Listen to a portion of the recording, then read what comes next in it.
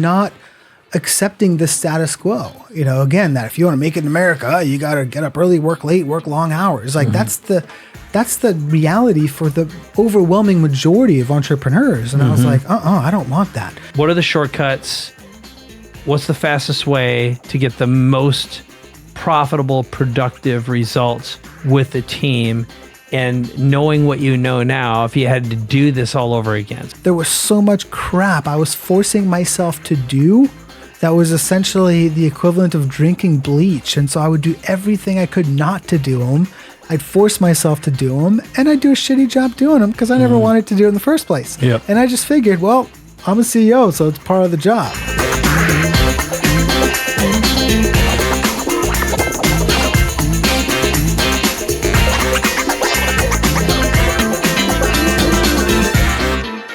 Hey everyone, welcome to Capability Amplifier. This is Mike Koenigs and Tom Lambotte. Hello, everyone. My special guest today. So 20 years ago, right before the 4-Hour Workweek came out, I got an email from Tim Ferriss asking for help. Now, at the time, I had a product in the publishing space, and I carelessly missed his email. Now, when the book 4-Hour Workweek did come out, I was blown away like a lot of other people, and I wound up developing a relationship with Tim. Now, it turned out my assistant Lori uncovered that email, and we were able to reconnect. Now, Tim at the time got criticized because a 4-hour work week is extremely difficult to implement for most business owners. Now, it takes a special kind of person, a special kind of business, and a special kind of mindset to be able to achieve that. And what most people found frustrating about the 4-hour work week was that it wasn't an implementation guide. It wasn't a handbook. So if you're a founder, it might not be the 4-hour work week you seek, but instead what you're looking for is a way to create more value in your business so when you sell it, you can have a big enough payout so that you'll never have to work again. Now, what Dan Sullivan says we all want as founders are the 4 freedoms: freedom of time, money, relationship, and purpose.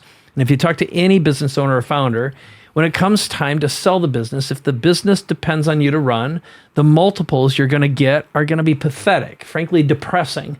But if you've got a business that's self-managing, self-running, that doesn't need you, the multiples will be considerably higher. Plus, as a founder, you want to be able to spend the majority of your time in your superpower, your zone of genius, or your unique ability as a visionary, an ambassador working on, not in your business. You want what all of us want, and that's freedom. So today we're going to talk about the One-Day Workweek created by my guest, Tom Lambotte. He knew me from my days as an online marketer and when we connected at Strategic Coach. Now, when we started chatting, I was super intrigued. Now, he has 2 companies and he spends 1 day on each per week. And last year, he took 150 days off so he could spend time with his family.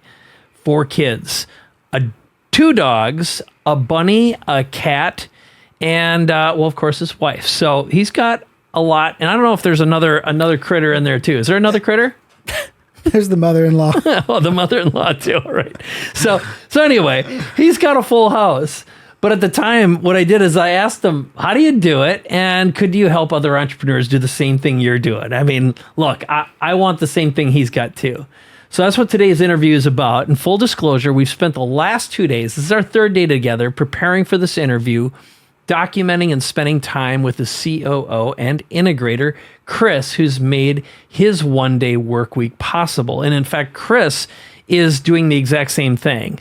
So the good news is you're going to learn his framework in less than an hour, and we put together some resources that we'll share at the end of the interview, including his top technology maximizer tools. The links are in the show notes in the description if you're watching this on YouTube. So welcome, Tom. Thanks for being here, my friend. Thank you for having me, Mike. All right. So I've been, of course, looking forward to this. And before we get into the nitty gritty, you do have 4 kids. You're about to get another one. What's the story there? I want you to tell a little bit about the family situation. Yeah, so all our 4 kids are adopted. So we get them. We bought our kids. A few weeks ago, when we were telling our kids, hey, we're going to get one more, my youngest, Kaya, who's 6, she's like, Mom, are you going to buy another kid? So it's pretty hilarious. It's so funny. Well, one of the things, too, that we were talking about, and he was just here a few weeks ago, is Jim Shields. And you've got a great why story. I think it's another reason why you and I connected and related right away. So you want to tell your Jim Shields story and why that's important to you? Yeah, so Jim Shields wrote a great, super easy, quick read called The Family Board Meeting, like a surfboard. And the byline on that cover is you have 18 summers to create lasting connections with your children. Mm-hmm. And that sentence has just been ingrained and burned into my mind. You know, everyone always tells you, oh, it goes by so fast before you have kids. And then you have kids and you're like, holy shit, it's going by so fast. But there's something about the way that's phrased. You have 18 summers, you know, and they just clip on by so fast. I can't believe my eldest, Eliana, is 11. So I look at that and I'm like, wow, I have 7 summers left. And, you know, I don't want to be the entrepreneur. I've always been very selective with the amount of time I travel, pretty much just strategic coach. And because I don't want to be the traveling dad that's always gone, so busy building this company and you know, earning the money to create the freedom and life we want. And then by the time I get there, I look back and I go, whoa, my 4 kids are all out of the house. Yeah. You know, and there's this another article online, something about the long tail, or I forget what it was, but essentially it's that by the time your kids turn 18, you've spent 96% of the time you will ever spend with them. Mm-hmm. And so, you know, I believe that every business owner can work less so they have more freedom and spend more time with the people who matter most. And sadly, I think that's more of a pipe dream in our society. You know, I used to belong to another organization before Strategic Coach, and the mindset was like, oh, you got to keep a close eye on your employees because they're going to screw you. And if you want to make it, you got to get up early and work late. Mm-hmm. And I'm like, no way. I don't buy into that mindset. That's what really attracted me to Strategic Coach. And, you know, I work from 8 o'clock to 3:30, 4 days a week. And I think I didn't realize, I just assumed everyone else, you know, in Coach created a self-managing company. And I was talking to a good friend of mine, Steve French. His dad was in Strategic Coach. He's been in Coach for 10 years. And he's like, Tom, I don't think you realize this, but I can count on my hands the number of people who ever truly built self-managing companies. So I kind of took it for granted. And so I went on a little tangent, but that kind of leads into where we're going. Don't worry about it. Don't worry about it. I think, you know, the theme is clear. And again, what intrigued me was meeting someone who's actually done it. And you got a complicated family situation dynamic with a lot of kids. Like you say, the mother-in-law lives at home. Thank God, because she's with the kids right now in Cleveland, Ohio, as we speak. That's awesome. But before we get into the meat and potatoes of the system, I do want to, let's talk a little bit about who the One-Day Workweek is for, who you've found are ideal candidates who can successfully implement and get this, and then we'll deconstruct the most important things. Because one of the other big takeaways, what you and I have in common is you're a big tech guy. You've spent a lot of time in the tech and doing technology management. That's one of your companies. Mm-hmm. But let's get into the who's One-Day Workweek for. Yes, and it's funny because when I looked at a lot of other systems, I never met their criteria, but I knew what I wanted. And so I made the decision early on, like, yeah, I'm not quite there, but I'm going to implement it and build it because I know that's where I'm going. But, you know, the One-Day Workweek, kind of this whole thing we've created is really for founders and co-founders, you know, running companies between 2 and 25 million. You know, some of the things that tend to be consistent is they have more business than they can handle. So some companies have a marketing or growth problem, right? We're not getting enough business. We need to find a way to do that. So you need marketing experts. But there's plenty of other companies that are on the complete opposite side of that. And so they've got plenty of business, but then they're hesitant about taking on the business because they don't have the confidence in their operations. And so they end up being tied and depended upon for everything. Right. Got it. And when you yesterday, I introduced you to someone who I thought would be a perfect candidate to work with you. We got him on, and he's already breaking at the seams. He's got tens of millions of dollars in brand new business. And right now, he's just got to keep this ship together so he can fulfill and continue to grow because he expects to get to $100 million in the first year. Mm-hmm. So as I expected, he raised his hand, and I mean, he was in before we had to talk very much to him. But I think, is there anything else that you want to add about who this is for? Because I think he's pretty typical. He's like, I got a big problem. I have more business than I can possibly handle. Right now he's cash flush, which is a good position to be in, but won't be unless all these things get fixed. Yeah, and it's funny. Many people would love to have that problem, right? But it is a real problem. I've been there as well before, where we had new clients coming in, and I didn't have the confidence in my team or our current resources to confidently handle that. And so, this client here, he's got clients knocking on his door saying, hey, I've got another 10 or 20 or 30 million dollars in revenue I want to send your way. And he's having to stall, right? I mean, that's a horrible place to be in. It's a good problem, but it's a very high quality real problem. High quality problem, right on. Well, that's, and I also want to go back to the Tim Ferriss thing, because you, like me, we're always looking for what's a good strategy. So Tim got scrutinized for the 4-hour work week being gimmicky. And even Tim would say, well, people always say, well, do you work 4 hours a week? And he goes, no, I don't, but I could. And I think what's important is he really taught a mindset, and he introduced outsourcing 20 years ago. And the system was more for solopreneurs than it was for entrepreneurs versus something to build on top of. But you've studied tons and tons and tons of systems, strategies.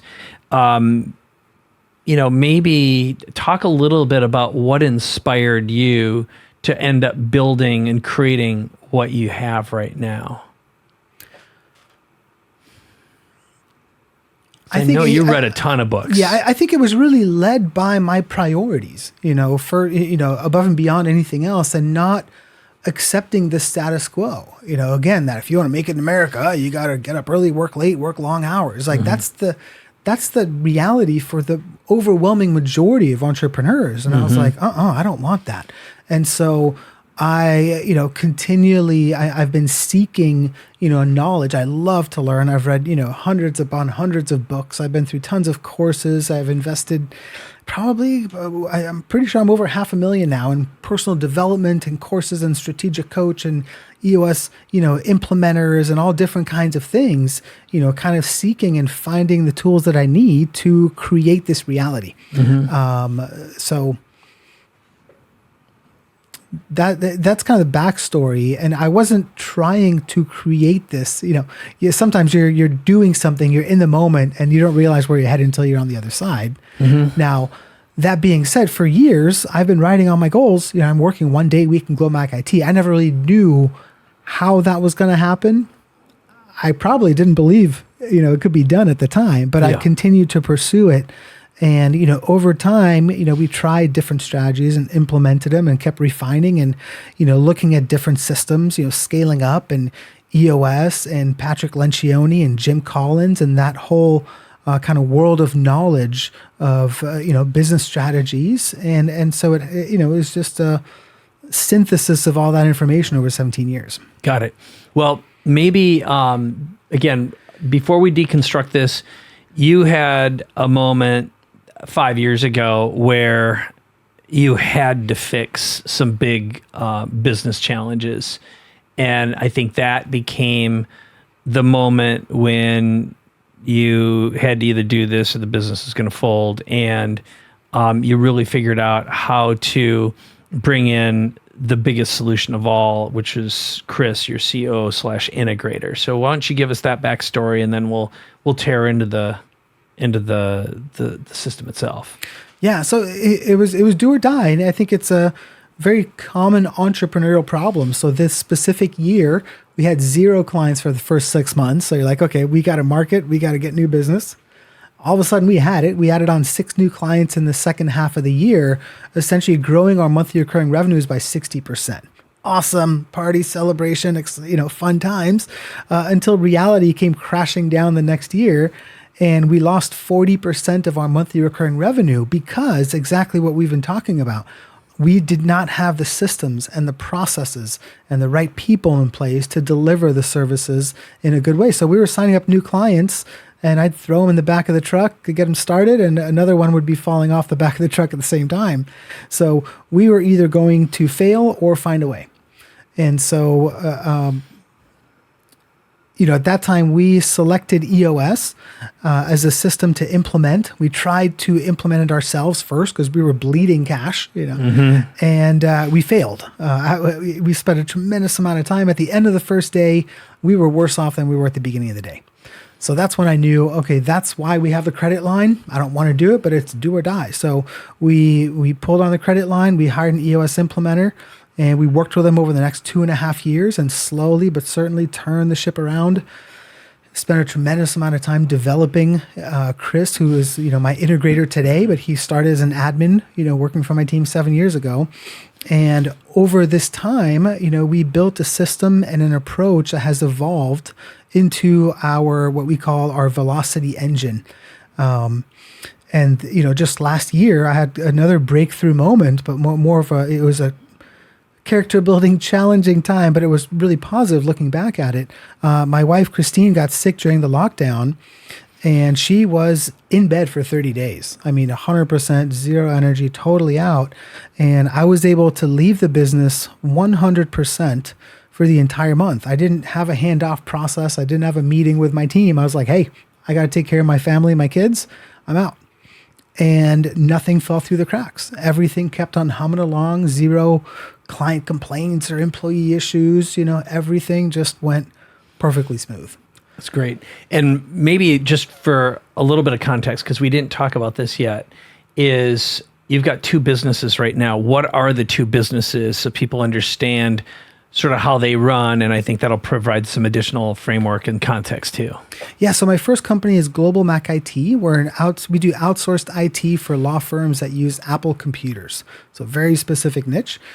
So we work with law firms with about 10 to 50 users nationwide.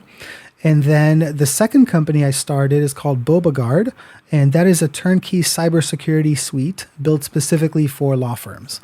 And the only reason I was able to build this second company is because I was able to get to Global Mac IT spending less than 1 day a week.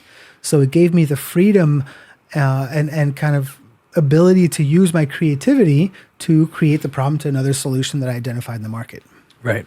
And one of the things that I'm going to circle back a little bit to the EOS experience because, okay, so here you are, you got a big problem, you made the leap, and it took you 2.5 years really to get this. And I know I was in a pickle with my last companies, and we just knew we were an operational train wreck.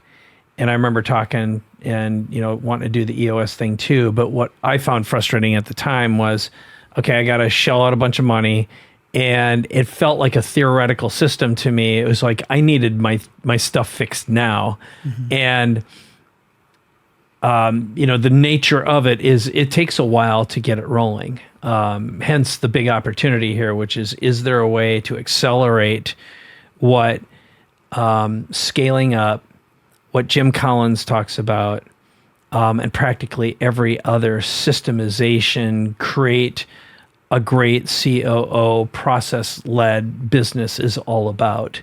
And I think that might be a good place to transition over to the system you have. So why don't you again talk a little bit about the One-Day Workweek system? And we did talk about where it came from, but what are the foundational building blocks of it? Yeah, again, I was heavily influenced by EOS and Rocket Fuel, which was written by Mark Winters and Gino Wickman, scaling up all of Jim Collins' work. I'm a huge fan of Greg McKeown, Essentialism, Benjamin Hardy, all the strategic coach. And I'm a big believer in fractals. I can't talk to them in any length of time that would make sense. But essentially, I think everything is the same, right? A car is a car, whether it's a Ferrari or a Kia Sorento, right? They've all got the same basic components. And so it's just different ways to build it. And I've always loved, take cooking, for example. I'll go on a quick tangent. My brother loves to cook. My parents do. My sister was good at it. Through college, my parents, my whole family used to joke that I didn't know how to boil water, right? It was mac and cheese and classic, college food. Really, really basic. Fast forward 20 years later, I'm a pretty darn good chef. And that's not because I went to school. It's because I went and found proven recipes and processes, and I follow them to a T. And most people don't do that. I've seen people fail at implementing every single system I talked about here. EOS, scaling up, et cetera. And so what I'm constantly seeking is how can I improve them? What are the key things that are missing that we can tweak and improve that's going to increase the chance of success? And so that's essentially what we've done, right? So we've been building a library of SOPs. We've templated a lot of the key pieces. We've created additional tools that kind of address some of the gaps, to help our team get there faster, help our, high performing employees who rise to the top, but they tend to be rugged individualists, and now they need to learn how to delegate. So we've learned how to shortcut that entire process. I'm going to take a breather and see where you want to jump in there. Well, I think the biggest things is what I really want to do is explore through your lens, doing this for yourself inside your own businesses and what you see the needs are in other companies when you tear in and find what are the things that you can do that are the biggest shortcuts that provide the most significant results in the shortest period of time that, let's pretend, for example, you do what you guys do, which is, you workshop this, and in 3 days, you start building out a process and implement it with an organization. What are the things that you focus on first, or should we just go through the system and tear it apart that way? So I'm going to let you decide how to answer that question. But ultimately, I'm going to approach this from the listener or the viewer's point of view, which is, what are the shortcuts? What's the fastest way to get the most profitable, productive results with the team? And knowing what you know now, if you had to do this all over again, so start another company and do it right this time, what are the key things that you do in what order? Or if you were acquiring a business and you had to go in and fix it, what would you do? Or if you're just going through and doing what you guys do, which is advising organizations, going in and providing this as a service, what's the approach and how do you get the most done in the shortest period of time and get a team on board too? Or if there's missing team members, what do you focus on first? Yes. So this is exciting because it's kind of like a choose your own adventure kind of thing. That's the whole idea. I could choose option C. We're going to take one step back. I think before talking about, the solution and kind of what we've created, I think it's important to understand, because people right now, there's probably a lot of people running on EOS or scaling up, by Vern Harnish or these different things. And they're like, so what's wrong? What's the problem with those? The client you introduced me to yesterday, for example, he had implemented EOS. And this was one of the worst examples I've heard, but he shared that it almost drove his business into the ground. His EOS implementer didn't have enough real world experience. One of the key things with EOS is that they cannot give advice. They just kind of guide you through the tools. There's value in that, but there's also a drawback, right? Sometimes if we don't have the capability, if we haven't been through something, and it's like, oh, follow the tool, figure it out, and I think sometimes people want that advice. If you have specific guidance you can share, it can be, immensely impactful at the right time and place. Yeah. But if I'm driving my high speed sports car and I'm about to plow into a wall, I don't want someone to say, hey, read the manual. So, all right. You can buy that car, you can, drive it around and act like you're, who knows what, and you go right into the wall. Or you can go to a little training course, a little one-day, course thing with a guide. Or what if you could have a professional driver be in the car with you every day for 30 days? Yeah. I mean, that latter option, obviously, you're going to be light years ahead of where you would be with 1 and 2, right? And so I think there's you're handed a manual and you've got to fill it out, right? So I think that's one of the drawbacks with EOS.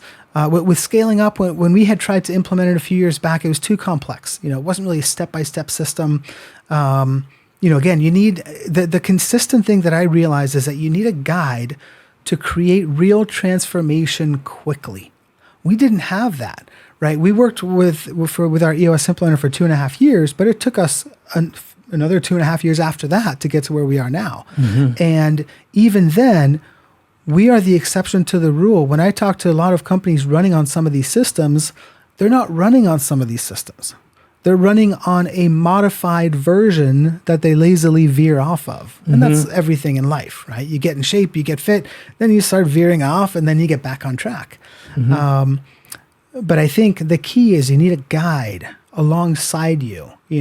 What are the shortcuts that are available to get you from here to there in a shorter amount of time? And essentially, that's what we've been kind of obsessed over and created. Yeah, that's and I look at it. If selling me 5 years is not attractive, selling me a year isn't attractive unless I really, really know what the end result is. If someone says to me, I'll give you 6 months worth in a week, but it's going to cost you a 10x premium, it's easier for me to do the math in my head and figure out the benefits of that. So I love that. So let's just kind of rip into the process. Let's go through it step by step, and I'll just ask you questions along the way because I really want to. I'm thinking about this through every person I work with right now, thinking about who needs this the most. Yeah. Hey, Action Taker. Mike Koenigs here, and I just wanted to interrupt for a second and let you know that if you're ready to reinvent yourself and your business, go to connect2mike.com to learn more and book a conversation with me right now. All right, back to the episode. Who's got the growth and the opportunity, but doesn't have the confidence in their back-end systems?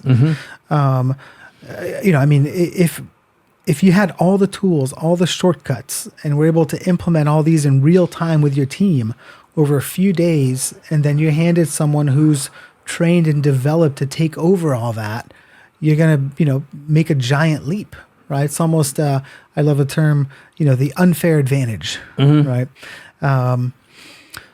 So do you want to jump into the different components, the steps? Yeah, I think that's good. And then I'll tear them apart with you and ask some questions along the way. Again, I'm looking at this through, thinking practical, tactical. What can I use for my own team? What do I know I need? And if I think through all the organizations I'm working with right now, who would I send through this? And again, because I know, just like you, a lot of people who have EOS, a lot of people who have scaling up, more people who need it than have it, and more people have got the gaps. So yeah. So the velocity engine, there's 6 different components. So the first one is vision design. Then we've got diagnose and track. The next one is the right team. The fourth is the process hub. The fifth is the tech ROI multiplier. I think that's a key component that's not really featured in most of the other systems. So I've got an IT background. I think there's a tremendous amount of leverage that is continually untapped into most organizations. And then the final step is the velocity. That kind of ties everything together and gets the momentum, so you're moving forward, making continual progress. Okay, so let's tear into the first one, the vision design. What is it? How's it different from some of the other systems? And what do you focus on when you're doing this? Yeah. So if you can imagine, running a business without a clear vision is kind of like packing for a trip without knowing where you're going, right? All right, Mike, get packing. We're leaving in 4 hours. Yeah, my wife hates it when I do that. So that's my way, by the way, of I'm quick start. I just like to be moving. So I'll drive 50 miles out of the way as long as I'm moving versus stand in line.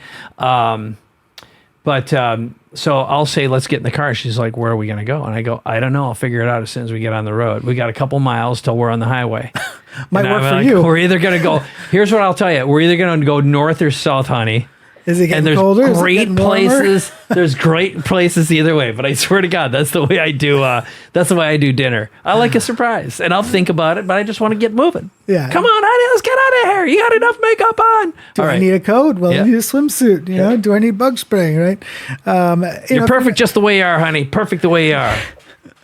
If you don't know where you're going, it's really hard, and especially again for this entrepreneur who's got more potential business coming in, then they're able to handle a lot of them. Again, like your client we spoke to yesterday, he's like, I don't have the time to stop and create and do all this. Yeah. He's like, I'm just trying to keep the whole thing together and, from blowing up. If I lose this one giant client, it's, 10, 15, 20, $30 million gone. Yeah. There's no time for him to slow down. He's either going to be fighting fires and adding competent people that hopefully are going to come to the table with instruction manuals and systems with them.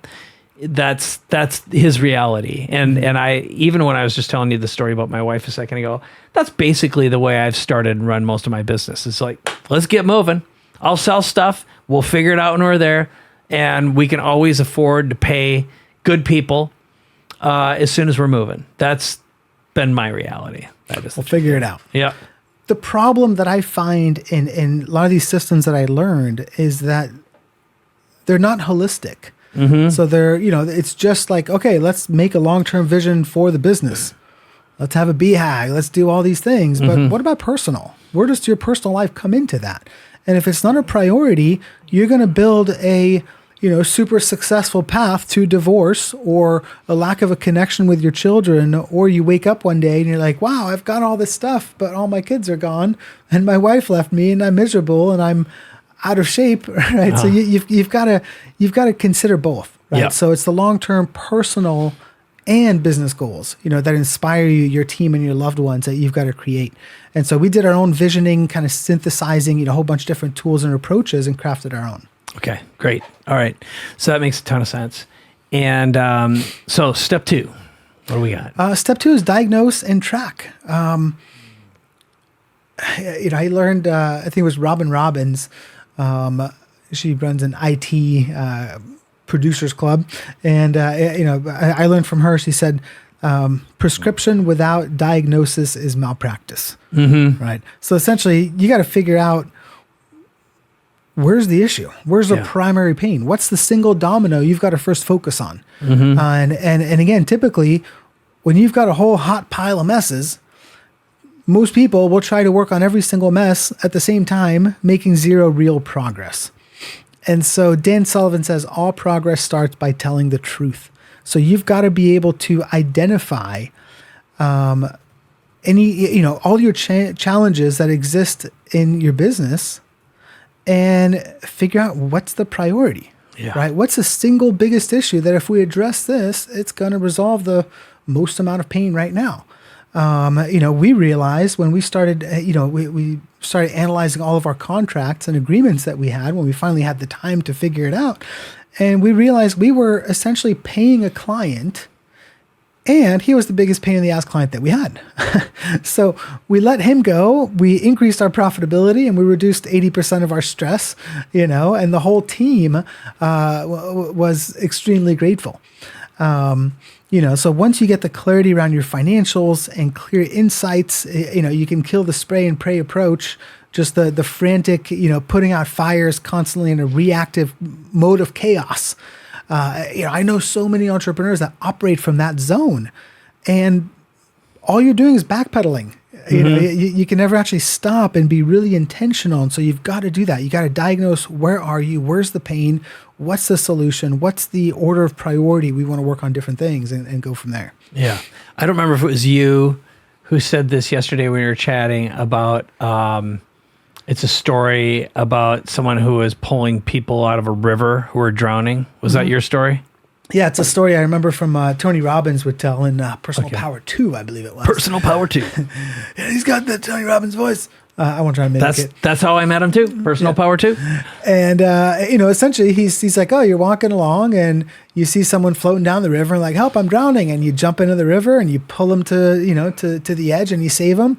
And as soon as you do that, you see someone else coming down the river and you jump back into the river and you pull them and you rescue them and you pull them to the edge. And you're so focused doing that you're not able to, stop and go upstream and figure out who keeps throwing them in. Mm-hmm. Right. So when you're in chaos mode, you're not fixing the root cause of an issue, and you keep revisiting the same problem over and over and over again. Yeah. So single problem, you don't end up paying for just once, but you're paying for it 5, 10, 15, 20 times. Yeah, you're right. So the bottom line is you got to find the source of the disease if you're going to cure it. And if you're looking downstream or looking at the symptoms, you're screwed.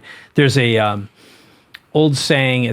I've used it for many, many years when I'd speak. It's he or she who first diagnoses the disease is the one to be trusted with the cure.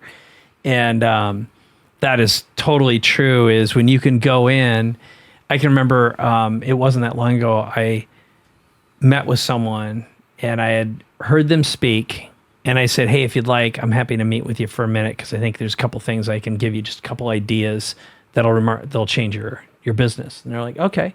So we sat down and I told them one thing. And basically I said, I what I want to do is give you a gift, but I'm going to be really, really direct with you. Is that okay? And he says, sure. And basically I told him this one thing, and I said, this thing is good. You're going to waste 6 to 12 months and a minimum of $2 million. And I'll prove it to you. And and you will know it's true when I tell you what it is.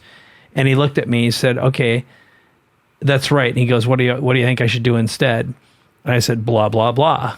And he goes, all right, what do you think that'll cost? How much will it take? And I go, I think it's about $300,000. He goes, let's do it. So I won a $300,000 client from solving a $2 to $3 million problem he was about to make and wasting at least 6 months of time. And so one of the things I wanted to relate that to you because I know just in looking at your materials, like what you and Chris have done is just built tools, resources that are repeatable and reusable. So, all right, let's land at number 3. This is actually my favorite one, and it's the one that I'll have to admit is not my specialty. Not just yet. No, yeah, there you go. Quickly, Listen to you, Mr. Positive. And it actually has been, but not to the degree I'd like it to be. Not at scale. It's a tough one. Before we jump into that one, the second one, so diagnose and track. And so the tracking part is really figuring out what are the most important things in your business. Most CPAs are historians, right? By the time you're looking at a P&L statement, that's a historical document, right? And so you've got to figure out what are the leading indicators. What are the tasks that if these things are happening on a regular basis, I know business is good. I know clients are going to be happy. I know we're going to be growing. We're going to be profitable and so forth. So that's another component of that, the diagnose and track as well. Figuring out what are the key things to monitor. Okay. So the third one is the right team. If you're stuck working in your business all the time, as opposed to working on your business, if you don't have the freedom to focus on growth and creativity, if you're working more than a couple of days a week, it's very likely you don't have an effective and properly leveraged COO or integrator. And so the right team is, this is a challenging one. I remember we had a mixed team of players, right? A, B, and C players, probably some Ds. We had kind of hot and cold employees. Oh, this guy's great if he's having a good day, but if he's having a bad day, everyone watch out. Right? Yeah. Some people you'll have no employees. Whenever you have an idea or something you want to do, the answer is no. There's also nice people syndrome. That's a really tough one. That took me years to overcome. I love helping people. I believe in people. I believe people can change and improve. And just because I like you doesn't mean you're doing a good job. Yeah. Yep. And I kept, team members on for way past their prime, because of that. Because they have families, they have kids at home and all this. And I justified it. You got squeaky wheels, people afraid of change. You've got people that have been with you since the beginning. So you feel that they're, it's almost like they're tenured employees. But the truth is they're doing crappy jobs now. Or they haven't grown with the growth of the company. Right. We have one team member. He's like, yeah, I just like things how they used to be.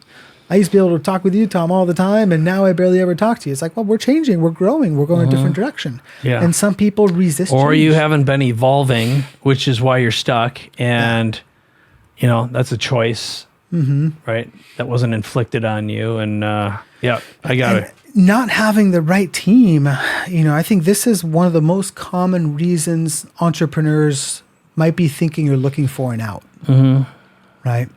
5 years ago, if I could have, I would have sold my first company, Globemac IT, and walked away because I was just sick and tired of it. I had so many team members, so many drama and problems, and well over half of our leadership meetings every single week were spent discussing about issues and problems with employees and some of the causes. And you end up holding back on specific initiatives you want to make because you're not confident in the person who it should be going to. And so when you add up all these different things, first off, you're bleeding hundreds of thousands of dollars because you're not making the progress. Yep. You're losing clients. Things are getting dropped. There's so many painful processes. And so getting to the right team, to me, the right team is having the right structure to support you, first of all, as a CEO. So do you have an executive assistant? Is she properly trained? Is she, the right executive assistant is going to double to quadruple the amount of things you get done, hands down. I put off hiring an EA for years. The most important role in your team is the COO, and are they properly developed? Do you have a strong relationship where you're both supporting each other? So the goal is to have 100% A players, right? If you want a winning team, you look at sports, you don't get a winning team with a bunch of B players. So how can you get to having A players across the board? Got it. Okay. So, the big one that I envy the most when I look at your systems, like I met Chris yesterday.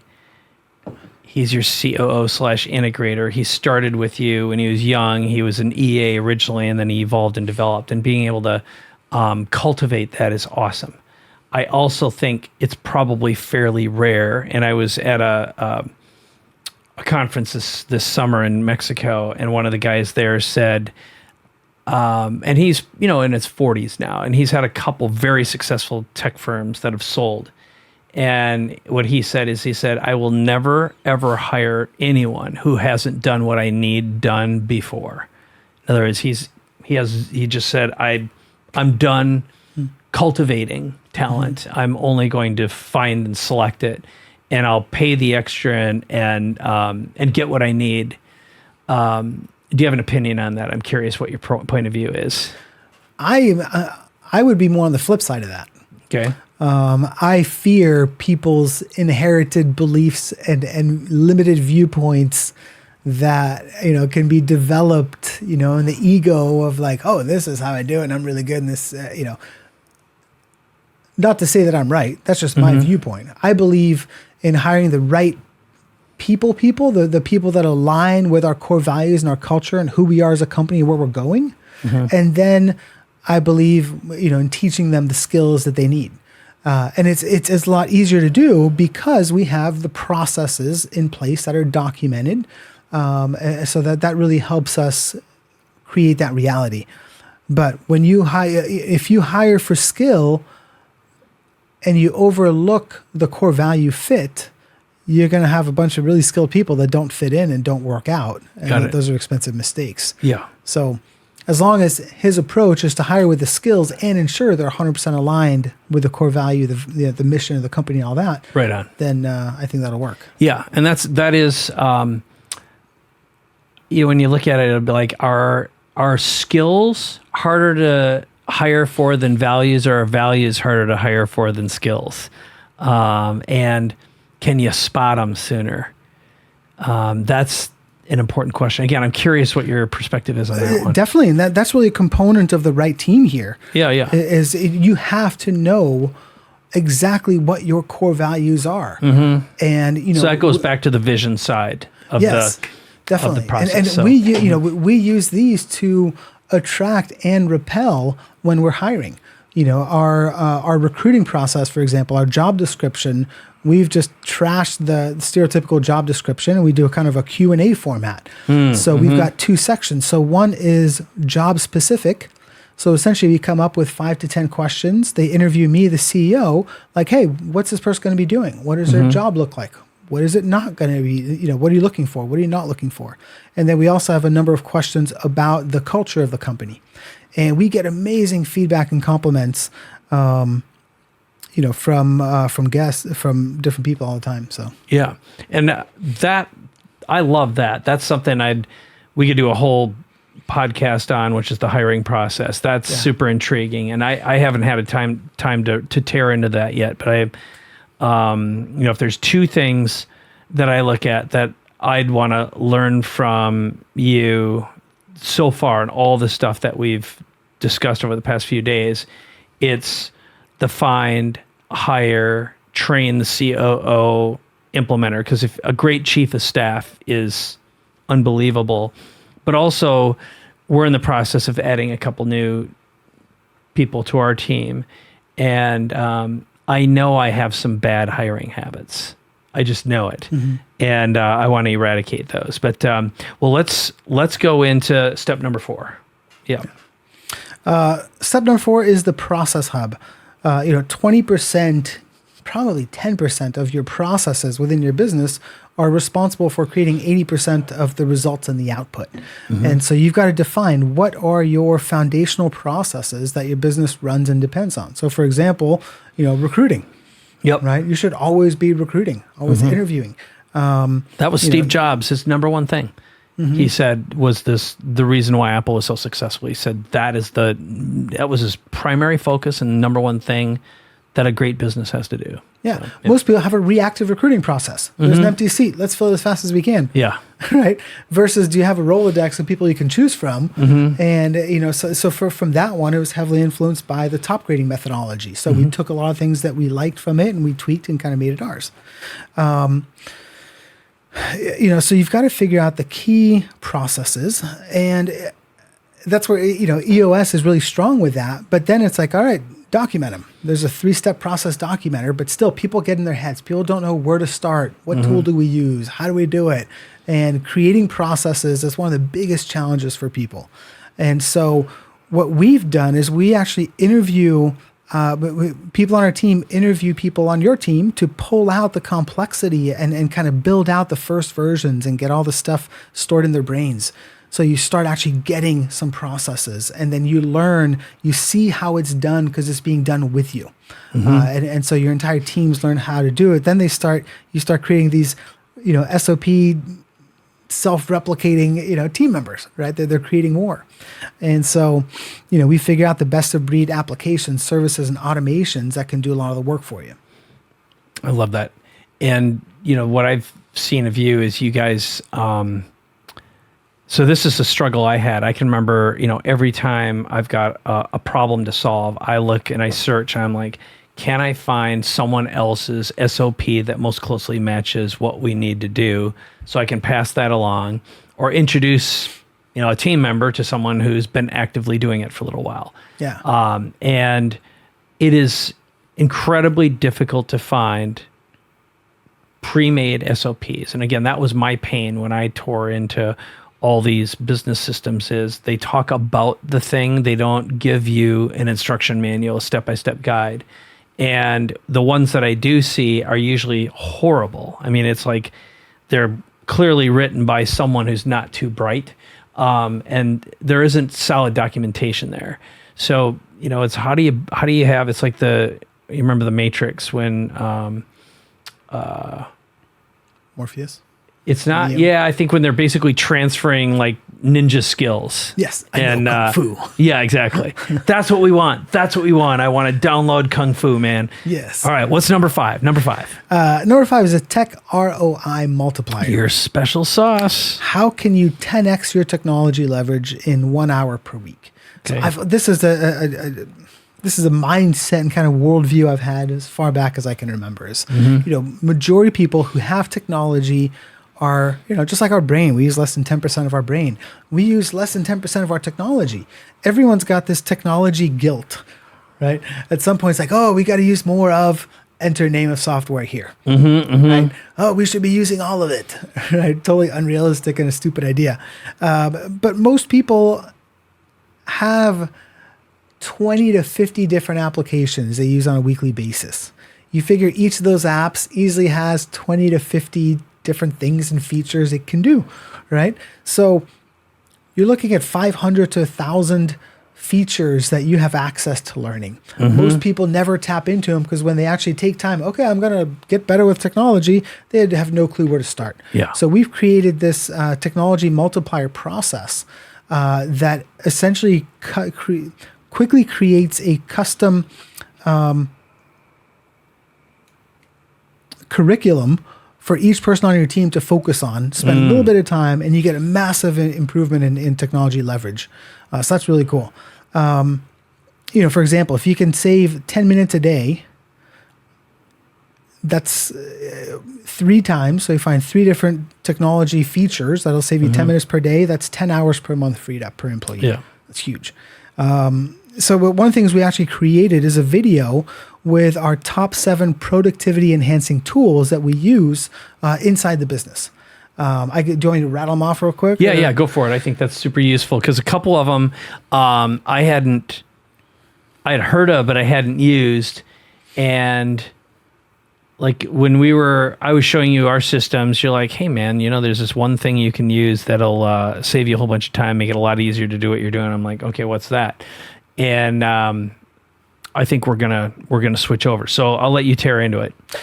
So Notion is one. I'm not going to get into what each of them are. Essentially, if you want, can just say, I'm going to create a video that is going to share exactly how we use it, give you some ideas, and we'll make that accessible as one of the bonuses. Sounds good. So Notion, Airtable, 15.5, that's 1.5, and then FIVE. Yep. Suite Process, Cloud App, giant time saver, Text Expander, and then Zapier.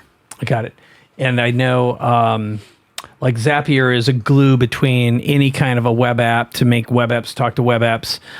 We use it like crazy.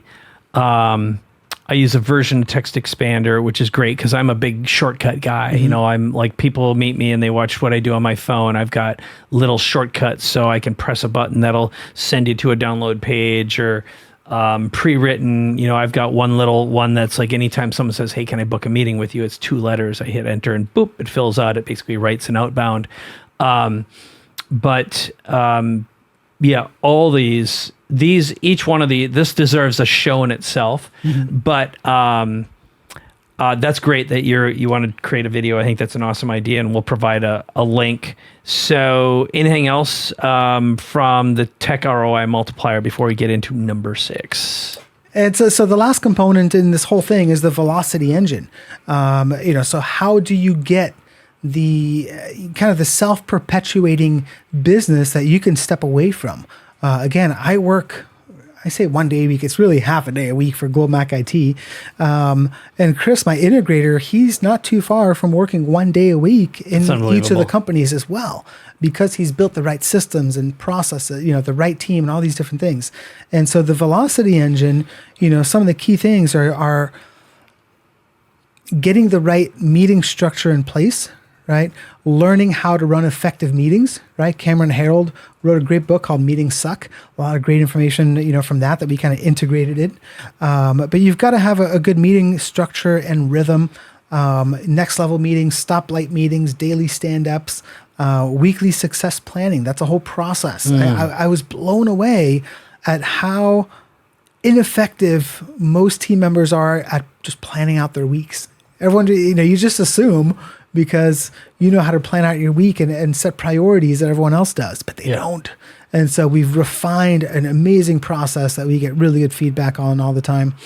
And so once you've got the velocity engine humming and all the other components strong, you can run your company in less than 1 day a week. Yeah. We'll work on the month soon. That'll be the next level. I didn't believe all this was possible until I got to know you better and, spend the time I have with you. So talk briefly about, you and Chris have built this new business, my One-Day Workweek, to help other business owners do this. So why don't you just talk briefly about how the workshop works and what your process is to get people from point A to point B. And I think if I were to bottom line it, what normally could take months of time, you guys do in days because of how you go about what your approach is. But what can someone expect when they engage with you, and what's that look like?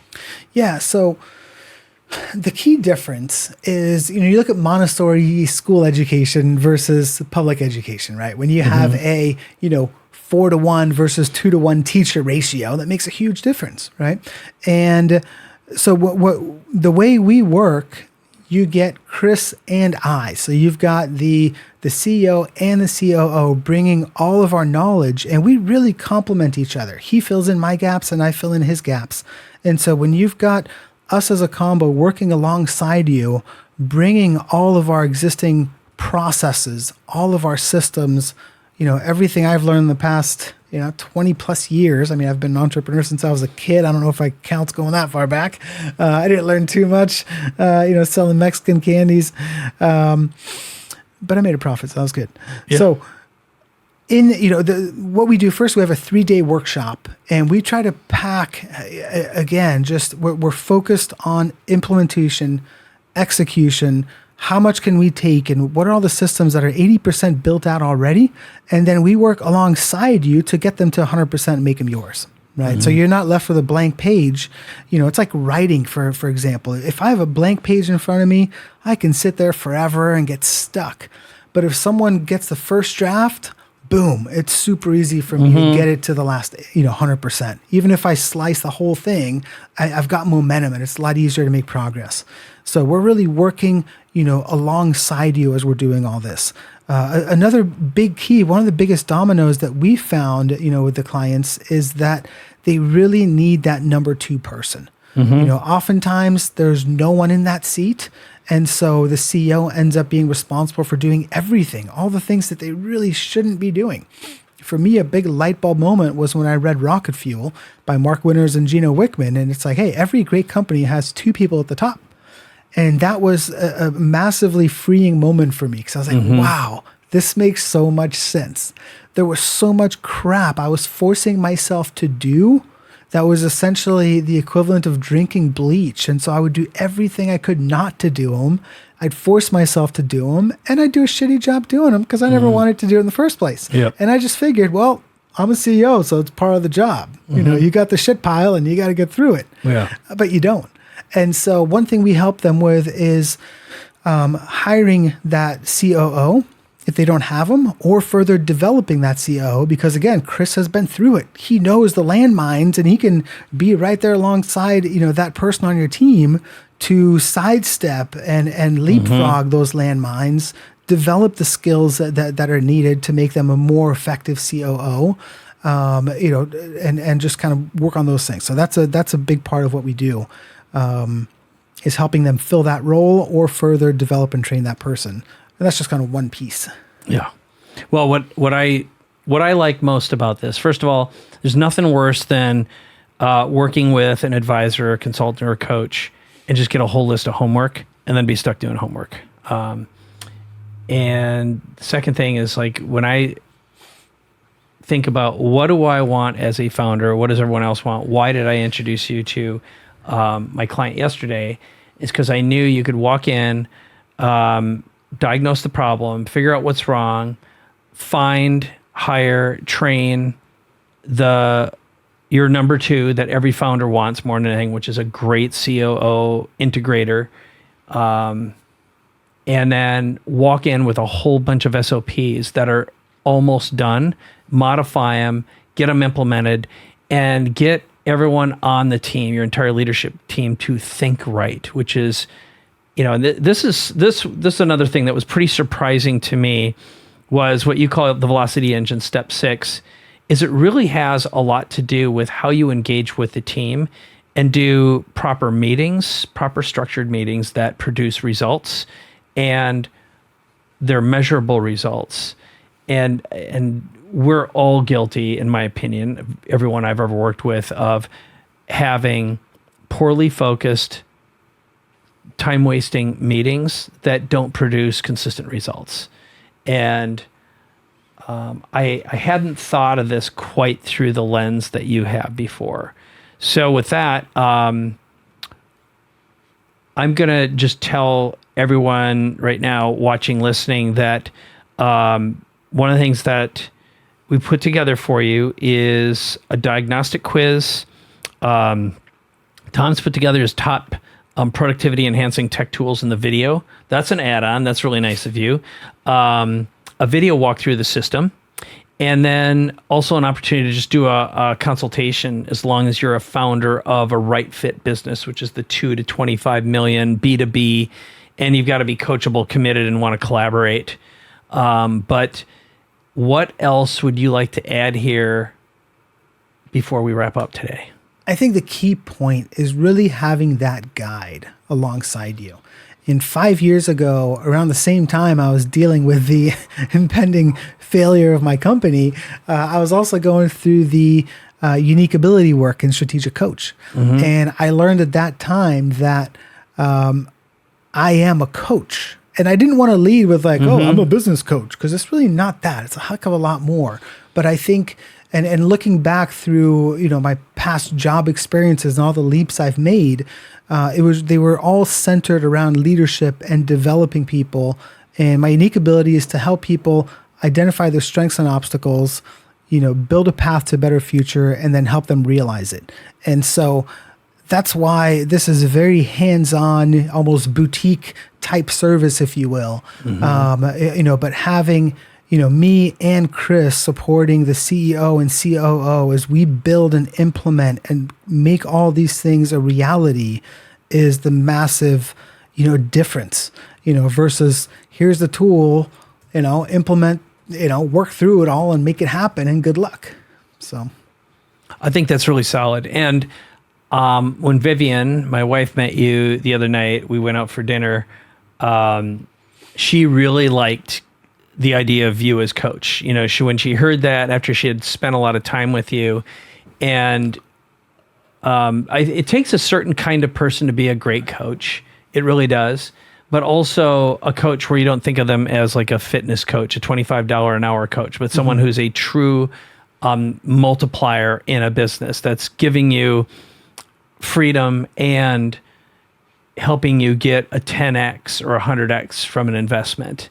And that, I think, in itself is a totally different mindset. So, well, here's what I want to say. First of all, thank you. This has been a total blast spending time with you. And I'm excited for what you've built here, because out of all the things I wanted for decades for our businesses, and I see over and over again, I have to look at people. I'm like, oh my God, yeah, you need an EA, you need a good EA, but man, you need a chief of staff, COO.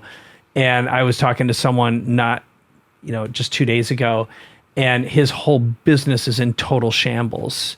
And it's just because he hasn't had a great number one. Finances are upside down, an ex-partner problem, potential impending litigation, legal issues, $1 million disappeared.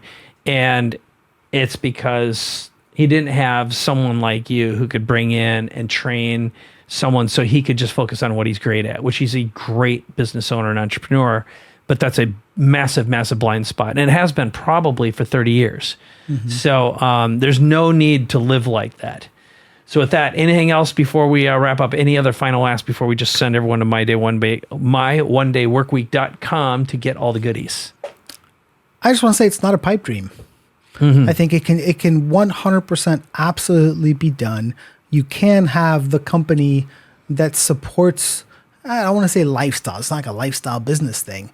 But you should be able to have balance. You should be able to, I don't write emails at night. I don't work on the weekends ever. When I go on vacation, I don't bring my laptop. Most of the time I don't even have my email account on my phone.